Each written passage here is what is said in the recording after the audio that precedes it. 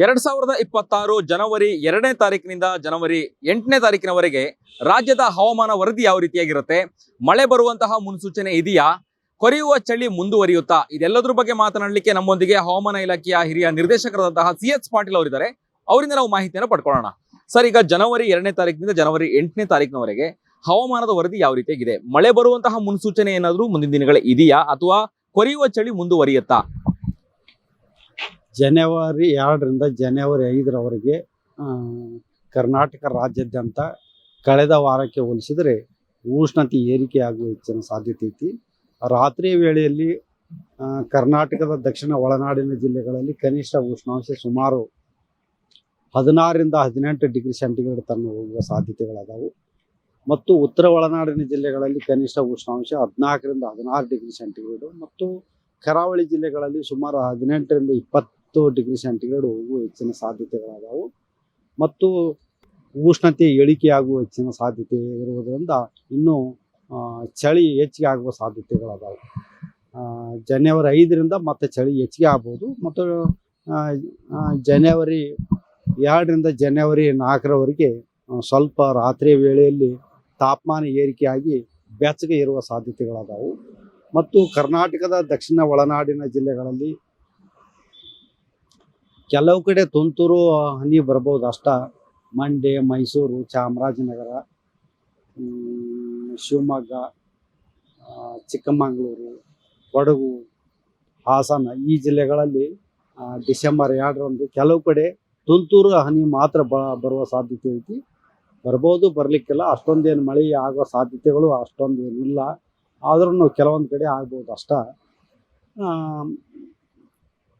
ಬೆಂಗಳೂರಲ್ಲಿ ತಾಪಮಾನ ಯಾವ ರೀತಿ ಇದೆ ಸರ್? ಉಷ್ಣತೆ ಪ್ರಮಾಣ ಆಗಿರ್ಬೋದು ಅಥವಾ ಚಳಿಯ ಪ್ರಮಾಣ, ಬೆಂಗಳೂರಿನಲ್ಲಿ ವೆದರ್ ರಿಪೋರ್ಟ್ ಹೇಗಿದೆ ಅಂತ? ಬೆಂಗಳೂರಿನಲ್ಲಿ ಜನವರಿ 2ರಿಂದ ಜನವರಿ 4ರವರೆಗೆ ಕನಿಷ್ಠ ಉಷ್ಣಾಂಶ ರಾತ್ರಿ ವೇಳೆಯಲ್ಲಿ ಸುಮಾರು 16ರಿಂದ 18 ಡಿಗ್ರಿ ಸೆಂಟಿಗ್ರೇಡ್ ಇರುವ ಹೆಚ್ಚಿನ ಸಾಧ್ಯತೆಗಳದಾವು. ಹಗಲಿ ಹೊತ್ತಿನಲ್ಲಿ ಸುಮಾರು 26ರಿಂದ 28 ಡಿಗ್ರಿ ಸೆಂಟಿಗ್ರೇಡ್ ಇರುವ ಹೆಚ್ಚಿನ ಸಾಧ್ಯತೆಗಳದಾವು. ಮತ್ತು ಬೆಂಗಳೂರಿನಲ್ಲಿ ಕೂಡ ಜನವರಿ 2ರಂದು ಕೆಲವು ಕಡೆ ತುಂತುರು ಮಳೆ ಬರೋ ಸಾಧ್ಯತೆಗಳದಾವು. ಅಷ್ಟೊಂದೇನು ಮಳೆ ಬರಲ್ಲ. ಅಲ್ಲ, ಈ ತುಂತುರು ಮಳೆ ಬರುವಂತಹ ಮುನ್ನೆಚ್ಚರಿಕೆ ಅಥವಾ ಬರುವ ಸಾಧ್ಯತೆಗಳಿದೆ ಅಂತ ಹೇಳ್ತಿದ್ರಿ. ತುಂತುರು ಮಳೆ ಬರ್ಲಿಕ್ಕೆ ಕಾರಣ ಏನು? ಹೇಳಿಕೆಲಿ ಈಗ ಜನವರಿ ತಿಂಗಳು ಅಂತ ಹೇಳಿದ್ರೆ ಚಳಿಗಾಲ ಇರುತ್ತೆ. ಚಳಿಗಾಲದಲ್ಲಿ ತುಂತುರು ಮಳೆ ಬರೋದು ಯಾಕೆ, ಯಾವ ಕಾರಣದಿಂದ, ಏನು ಎಫೆಕ್ಟ್ ಅನ್ನೋದು? ಇದು ಗ್ಲೋಬಲಿ ಪೂರ್ವದಿಂದ ಪಶ್ಚಿಮವಾಗಿ 0ದಿಂದ 30 ಡಿಗ್ರಿ ಲ್ಯಾಟಿಟ್ಯೂಡ್ನೊಳಗ ಈಸ್ಟರ್ಲಿ ವೇವ್ಸ್ ಮೂವ್ ಆಗ್ತಾ ಇರ್ತಾವೆ. ಈ ಈಸ್ಟರ್ಲಿ ವೇವ್ ಕೆಲವೊಮ್ಮೆ ಬಂಗಾಳ ಉಪಸಾಗರದಲ್ಲಿ ಸೇರಿದಾಗ ಅವು ತೀವ್ರಗೊಂಡು ಒಮ್ಮೊಮ್ಮೆ ದಕ್ಷಿಣ ಭಾರತದಲ್ಲಿ ಸ್ವಲ್ಪ ಮಳೆ ತರಿಸ್ತಾವು. ಇದು ತಮಿಳುನಾಡು, ಕೇರಳಕ್ಕೆ ಸ್ವಲ್ಪ ಜಾಸ್ತಿ ಮಳೆ ಆಗ್ಬೋದು.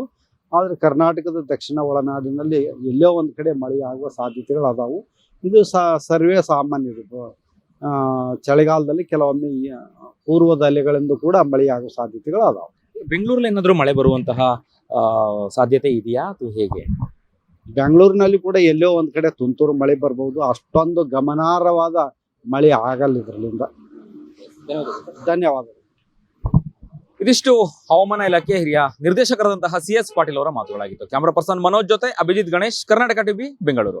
ಸಂಕ್ರಾಂತಿ ಹಬ್ಬದ ಪ್ರಯುಕ್ತ Ad6 ಮತ್ತು ಕರ್ನಾಟಕ ಟಿವಿ ವತಿಯಿಂದ ರಾಜ್ಯ ಮಟ್ಟದ ಸಂಕ್ರಾಂತಿ ರಂಗೋಲಿ ಸ್ಪರ್ಧೆ.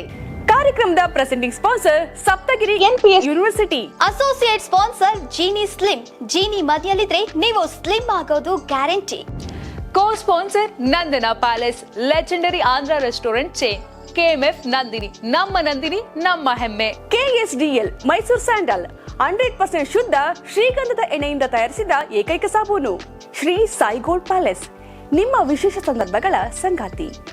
ರಾಜ್ಯಾದ್ಯಂತ ಬೆಂಗಳೂರು ಸೇರಿ 35 ಕೇಂದ್ರಗಳಲ್ಲಿ ಸಂಕ್ರಾಂತಿ ರಂಗೋಲಿ ಸ್ಪರ್ಧೆ.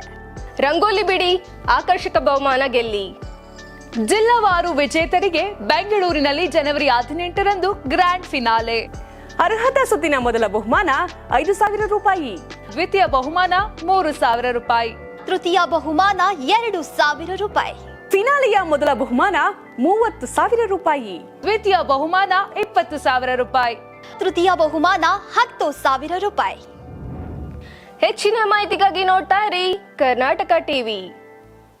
ನೀವು ಸಣ್ಣ ಆಗ್ಬೇಕಲ್ವಾ? ಅದು ಒಂದು ಉತ್ತಮ ಆಹಾರದಿಂದ ಸಣ್ಣ ಆಗ್ಬೇಕಲ್ವಾ? ಪ್ರತಿದಿನ ನಮ್ಮ ಜೀನಿ ಸ್ಲಿಮ್ ನ ಯೂಸ್ ಮಾಡಿ ಯಾವುದೇ ಸೈಡ್ ಎಫೆಕ್ಟ್ ಇಲ್ದಂಗೆ ನೀವು ಸಣ್ಣ ಆಗ್ತೀರಾ. ಯಾರಾಗ್ತಾರೆ ಎಂಎಲ್ಎ ಅಭ್ಯರ್ಥಿ 2028 ಶೀಘ್ರದಲ್ಲೇ. ಪ್ರತಿದಿನ ಒಂದೊಂದು ಕ್ಷೇತ್ರದ ಟಿಕೆಟ್ ಆಕಾಂಕ್ಷಿಗಳ ಸಂಪೂರ್ಣ ಮಾಹಿತಿ ಪೊಲಿಟಿಕಲ್ ಜರ್ನಲಿಸ್ಟ್ KM ಶಿವಕುಮಾರ್ ಅವರಿಂದ. ಕರ್ನಾಟಕದ ನಂಬರ್ 1 ಡಿಜಿಟಲ್ ಮೀಡಿಯಾ ನಿಮ್ಮ ನೆಚ್ಚಿನ ಕರ್ನಾಟಕ ಟಿವಿಯಲ್ಲಿ ಮಾತ್ರ.